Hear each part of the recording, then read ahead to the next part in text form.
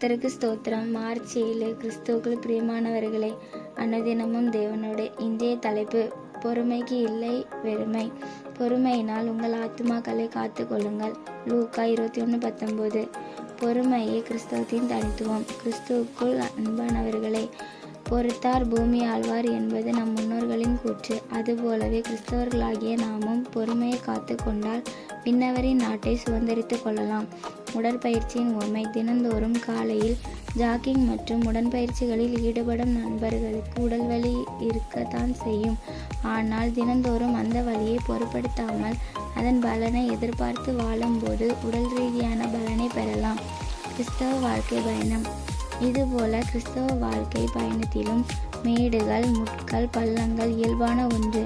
ஆனால் இந்த சோதனைகள், நெருக்கங்கள் மத்தியிலும் பொறுமையாயிருப்பதுதான் கிறிஸ்தவர்களின் தனித்துவம். ஆனால் கிறிஸ்தவர்களாகிய நம்மில் பெரும்பாலானவர்கள் பொறுமை இழந்தவர்களாகவே வாழ்ந்து கொண்டிருக்கிறோம். குடும்பங்களில் தொடங்கி வேலை செய்யும் இடங்கள் வரை சிறு சிறு காரியங்களில் கூட நம்மால் பொறுமையை காத்துக்கொள்ள முடியவில்லை.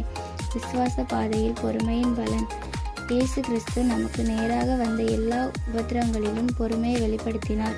அவருடைய அடிச்சுவடுகள் பின்பற்றியும் உள்ள எல்லா சூழ்நிலைகளிலும் பொறுமையினால் தன் ஆத்துமாவை காத்து கொண்டார்.